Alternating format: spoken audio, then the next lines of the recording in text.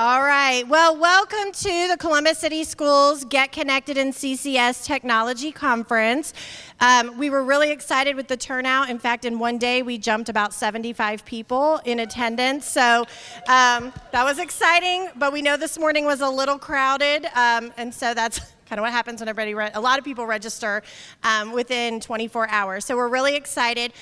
Purposely, we have 3 different formats for today. So when you came in this morning, you were able to attend, hopefully, a table talk that would be about 10 minutes that just gave you a quick snapshot of a way that you could use a resource or tool that you needed some extra directions. Most of the presenters have given their presentation materials, and then some are still coming in. So on our website, where we have all of our schedule and the descriptions, there will also be the resources posted. So make sure if you need any of the user guides or tools, or there was a session you really wanted to get to and couldn't get to, that you would be able to use that. Then today, now you're in here for the demo slam, which, how many of you have ever been to a demo slam before? Okay, for those of you who haven't, buckle up. You're about to see something fun. And then after the demo slam, we'll be breaking into mini sessions, which are like a true conference session where it's a little more explanation. You have about 45, almost 50 minutes, and we have 2 of those available. The online schedule on the back of your name tag is the link, so it tells you exactly how to get to the online schedule so that you can see all of the great presentations. And something that we are really excited and we worked hard to make happen is that every single presenter today is an employee of Columbus City Schools. So let's first give ourselves a round of applause for that.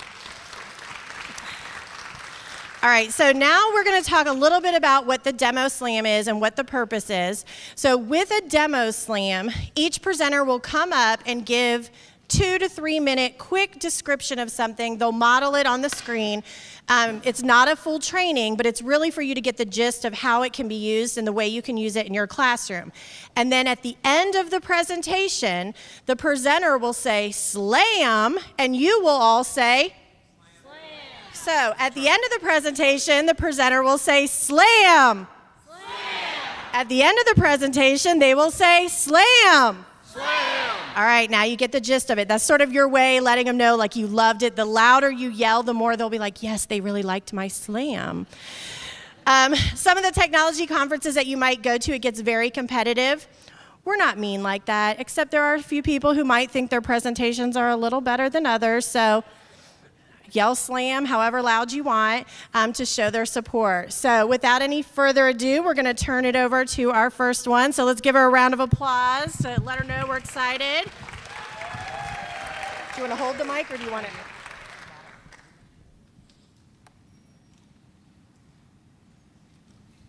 All right, let me hit my timer here so that I know I don't go over the 2 minutes. Got that set. All right, so hi, I'm Linda Gillespie. I currently teach at Southwood Elementary, 5th and 6th grade math. So in kind of a tongue-in-cheek, I sent Jenny something about why don't I do something on how to add an event to your calendar from an email without kind of blowing up everybody's calendar on their phones. So with that in mind, does your phone look like this? This is an actual picture of my cell phone. All right, so you notice up there, sims. Okay, so how can we do this so that doesn't happen to everybody's phone? And using our differentiated instruction, I'm going to actually go with the easiest way to add an event to your calendar, because there's many ways to do that. So you received an email with an add this event to your calendar, and you want to go to this event, but you add the event, then what happens? We all get the event added to our phones from Office 365, and we all know who did it, because it comes with your name. I mean, that's okay. That's okay. That's why I didn't practice this, because I didn't want to send it out to practice to see why is that happening. So there's more than one way to add an event without blowing up everyone's phone, and I'm going to cover a safe way to do that. So first, go back to the old school. Grab a piece of paper, pencil, and just jot down the information and get out of the email, because that's where it's happening. Get out of there. So what happens if you type a time in the email, it makes it a link, and I think that's what's happening, or people are clicking on that blue link and it's putting it on everybody's with no intention to do that. So write it down on a piece of paper, and then one click on the left tiles there, and then one click on calendar, And then you're going to first, see, I had to circle this in red because my mom forgot to do this when I went through this with her. You've got to actually go to the month. So you're going to take those arrows and take it to the month that you need. And then you're going to left click on the event of the date. That automatically takes you to the day of the event that you need to be in. Once you click in that little time window, a new window pops up for you. And you just type the event name in there. Because you've clicked in the time box, your set time is set. And all you'll need to do is do an end time to add your event. Start time is set. And then you're going to click on that pull down, put the end time in there, and then click save, and it's on your calendar. And it's just one event. It's yours. So this is my little differentiated part. There's many other ways to do this. I'm not going into those. You can have a scheduling assistant. You can go to all these other different things. And before I finish up, I want to let you know all of this is on my sites for Google Sites. I have all these little step-by-steps. And so for you to use, to share with others in your classroom. And so this is one way to add an event to your calendar. Slam. Slam. Hi, I'm Cindy Wright. I'm a Library Services Media Technology Specialist, and I'm going to show you a new feature of our Notebook 16 software. Everyone should know in the room, as a district, we have now purchased the upgrade to Notebook 16. So we do have the licensing for the newest notebook software, which is great news because some people have been on hold waiting for that for about 5 years. I'm going to show you how you can use the 3D tools from the notebook software. If you search in the gallery, you can search 3D, and if you look under the tab for 3D, you'll see 11 tools come up. One of them is the crab. If I click in the center of the crab, I can drag it around, I can flip it over, I can look at it from all angles. I essentially get a 360-degree view of this crab. Feel free to ooh and ah, that's fine. So there's the crab. There's also, you can see out of the 11, there's a fish. I can see there's a cutaway of the fish, and I can look inside that fish. I can flip it from the top, from the bottom. All of these are completely interactive, and they're 3D, even an ear. So I can look inside the ear canal. Isn't it cool? It is really pretty cool. But you're not limited to just these 11 tools. There's a 3D Trimble warehouse where you can search any 3D model that you want. Our students can even create models in Google SketchUp and put them inside the Trimble warehouse. So I did a search for City of Columbus. I just did Columbus, and what did I find? The Levesque Tower. So the Levesque Tower is now in my notebook software, and I can spin it at a 360-degree view. If I go back to the Trimble warehouse, you'll see that I found over 3,000 items related to Columbus.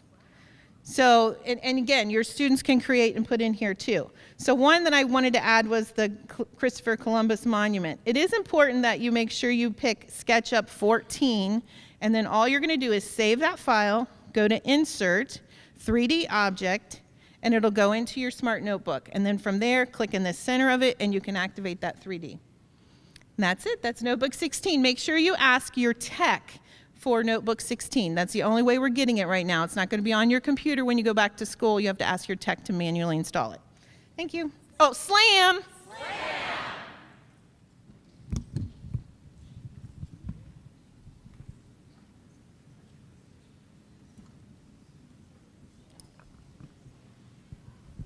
A Google research tool that can be found in drawings, slides, or docs provides students with an opportunity to search for information and images within the browser that they're working in. There are two ways to get to the research tool in Google Docs. The first way is to go to the Tools tab and click on Research. Once there, you can type in a topic, and I'll do American Revolution. Or you can go to the tool, simply type it in, go to Tools, and click on Research. Once here on the sidebar, you'll see that some images and web results pop up. You can hover over the particular website and see what it's about or navigate to it. You could also insert a link.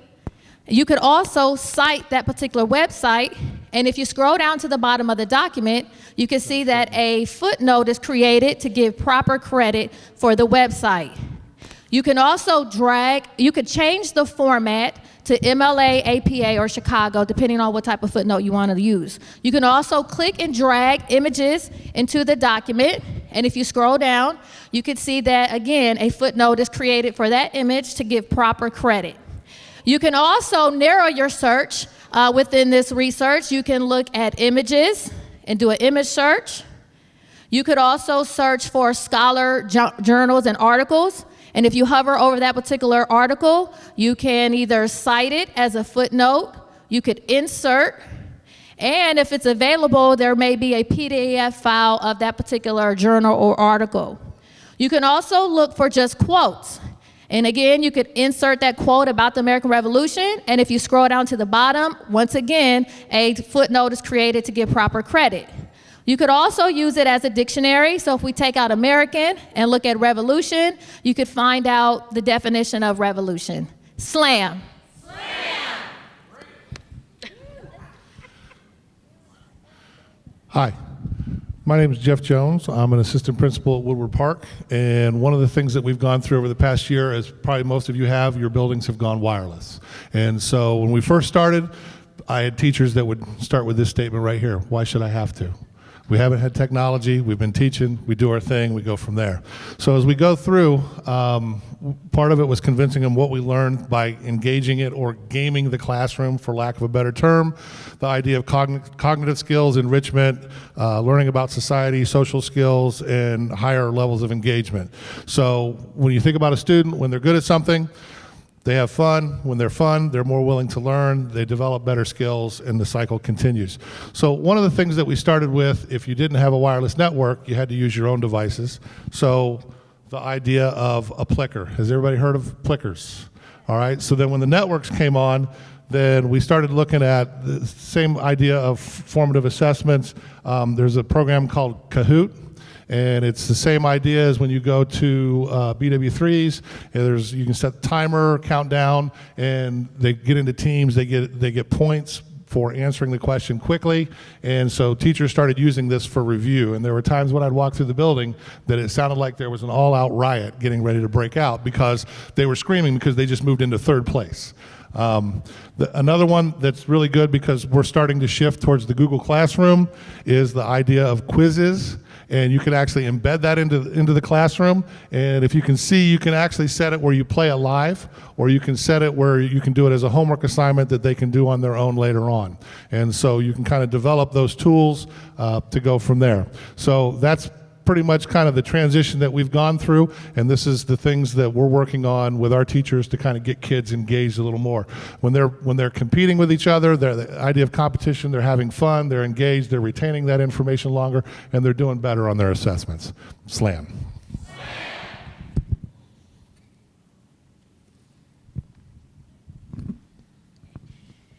Hi, I'm Heather Allen. I'm a science coordinator for elementary, and I'm going to tell you about a free resource called Instagrok. It is a website that makes interactive concept maps. This is your opening page where you can first see a video tutorial, or you can jump right in. You can type in anything from math to Shakespeare, and I typed in roles of an ecosystem. Soon as I did that, it created my web for me with words that relate to my topic. When I clicked on the word animal, you can see a box pops up. It has vetted websites for me to look at, images, videos, and key facts. So once I have looked through all the websites, I have chosen the second website that I liked. You can see I clicked on the push pin to the left, it turned green, and the link is now embedded in my web. So the students will know now I would like them to read the information on that website. You can do this for all of the images, all of the videos, all of the details, and then all of the websites. Here is my finished Grok, my finished web. You can see I've chosen 4 videos that say play. I would like the students to watch those videos. I've also chosen 2 images, 5 websites, and 1 key detail. There's a share button when I'm finished with mine. At the very top, there's a share. When you do that, you can get a link to embed into a Google Classroom or into another doc, or you can just email it to yourself. As an elementary person, I make the web myself, and then I would give it to my students, so I make sure they're learning everything I want them to learn on the topic. But if your students are a little older, have a little more digital literacy, they can create their own web to finish a research project or to just do any kind of project in the classroom. The last great feature on Instagrok is there's a free quiz feature at the top. It is all multiple choice, but at the end of every single question, there is a green source button. So if the student doesn't know the answer, they can click on source, a website appears, they can go back in the text and find the answer, and they can move on from there. Instagrok is a great resource. Check it out. Slam. All right, good morning, everybody. If you came to my table talk this morning and you have trouble finding the resources, please email me. My name's Carmen McAllister. All right, so for my demo slam, I want to show you Google Translate. You can go to the website, go to Google, and just type in Google Translate.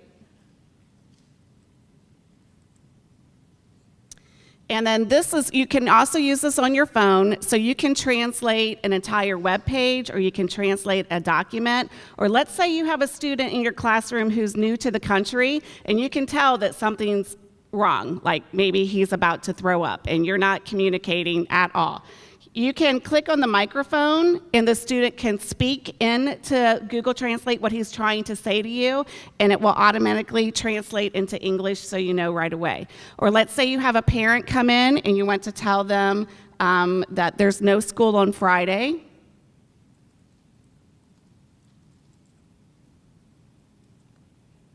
I can pick out of all of these languages listed there to what I want it translated to. And it will automatically translate whatever I'm trying to say to them. And if I hit the microphone, I don't know if the microphone's working here, not only will it read it, they could read it, but it also speaks it to them. Slam. Slam. And it's not. There are some translation issues, yes. World language teacher right there, ladies. All right, so MySlam is a great resource. Google, all of their resources and the things that they have is with the intention to really close the divide and allow everyone to access to be able to use tools. So again, that's why Google Docs, Google Sheets, all of those resources are available free for our teachers and our students to use. We are a Google district. If you did not know that, we became one last year. So your Google email is able to log in and use Google resources. This is a website that anyone can get into, whether you're Columbus City Schools or not, and it is called the Google Arts and Culture Institute. It is being beta tested, and they keep adding so many fantastic resources. So when you get to the website, I just Google Cultural Institute or World Wonders. It'll take you to the same place. And they have lots of different things listed. So for example, I'm going to click on projects. How many of you are watching the Olympics right now? I was watching it way too late last night.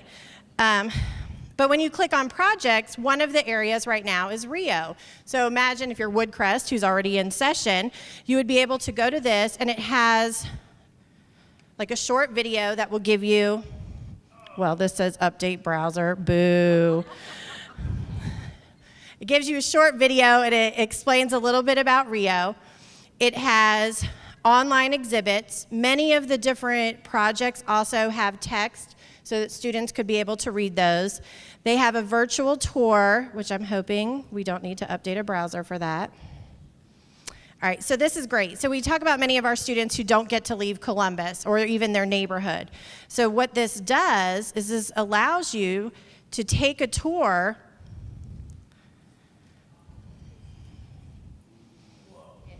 I know, feel free. Ooh, So I wonder what it's like to be in Rio on a deck by myself with 200 of my favorite Columbus people. And then you can take in the view. Ooh, I feel like I'm in Rio. So if you are able to use this website, it is great. Google Expeditions is something that will begin linking to it. Has anyone heard of Google Expeditions? All right, so they are glasses that you put on, and it gives kids a full 360. And so they are able to put them on, and the teacher actually controls like the field trip. So at the same time, if you all had on Google Expedition glasses, you would be live with me in Rio. And the kids, whenever they put them on, they're always like, whoa, oh my gosh. You know, you hear all of that. So this is a great way to take that field trip and have a great experience in Rio. The other places and the other resources. There's a lot of historical ones. It originally started just doing the world wonders, and that's why it's turned, because so many students want to experience what it is like in other areas or just other cultures. So again, world wonders, slam. All right, so so we have a few things other than my lovely awards up here. So first of all, we are having a contest. We have some outstanding Google books to give out, but you have to use the CCS hashtag and Twitter for today's activity. So our Twitter for today is hashtag CCS Connect. Your task is to take a picture or do a quote or show something that's been fantastic that you've learned today. We will choose, I think it's 10 Google books that we have. So based off your Twitter responses, we will choose 10, we'll post those, and then we'll send that to your school. And then we actually have Mike Marachi, who has another presentation. Mike, let's give Mike a round of applause as he comes on down.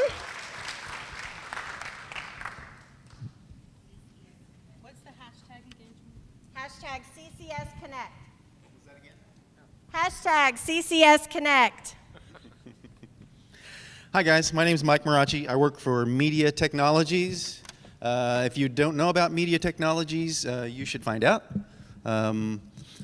We are a resource for audiovisual equipment. We do video production for the district. I personally do video conferencing, so if you missed my table and you're still interested in bringing some interactive content from anywhere in the world into your classroom, contact me about that. One of the other things that we do, we are headquartered up at the Hudson Distribution Center, which is the district's warehouse. We have equipment, audiovisual equipment up there that we have a lending library. So if you need some still cameras to do a project with your class, or you need your projector has blown up and you need to borrow one for a few days while you get your bulb replaced, we have audiovisual equipment that we can loan to you on a short-term basis. Also, especially during the summer, there is equipment that comes to the warehouse from closed schools and non-public schools, and I check it out, make sure that it still works okay, and then I reallocate it to other schools. And in fact, a week from next Tuesday, that would be August the 23rd, I will be... That is 10 o'clock a.m. on Tuesday, August the 23rd, at the Hudson Distribution Center. I will be having my 3rd annual Surplus Santa event. Surplus Santa. And so what that is there will be a sign-up sheet. And in fact, the early release of the sign-up sheet is downstairs in the cafeteria. So if you show up to your school, or if you already know that you are a little technology strapped in your classroom, put your name on the list. When it gets your turn to come into the room, any of the audiovisual equipment that has accumulated there over the summer is yours to take home. It's free. So it is on August the 23rd. That's Tuesday. That's the day before school. That is a work day back, but typically in buildings, your meeting day is the first day on the 22nd, and that 23rd is your time to get your room ready. So this is okay to get your room ready to go down and do this event. Please don't just leave your building, though. Make sure your principal knows, or your administrator, whoever's there that day, that that's where you're headed, so they don't think you're just out AWOL. Yeah, you might see your principal in line. I've had a few of them come out there to try to get a PA system or whatever. And in fact, just to show you how it all works, we have a piece of surplus of equipment here that the teachers who came to my table signed up for it. I had hundreds of spaces for people to sign up. We only had 6 people that came. So the chances were 1 in 6 that you are the winner. And in fact, what is it, Mike? It is a LCD projector, an Epson LCD projector. And the lucky winner is from Columbus Spanish Immersion Academy, Annalise Lynch. And if you're a friend of hers, when she walks into her room and finds out that this brand new building already has projectors coming out their ears, you could send her an email and say, hey, can I borrow your projector? or you can come up on the 23rd and get one of your own. All right. Oh, that's his slam. All right. So today's activity has definitely been planned by the e-learning committee, who you see some of them are wearing their hats, some are trying to hide their hats. So if you're on the e-learning committee, at least wave if you're not going to wear your hat. One of our meetings, we did spend a lot of time asking about what was being served at breakfast. So Paul has put, I advocated for the cherry Danish nonstop. That is what is on my hat. So we do spend a lot of time. We are also in the process of looking at apps and other resources to be able to continue doing things like this so everybody can share what's working in their classrooms. So without any further ado, we're going to head out to our mini sessions.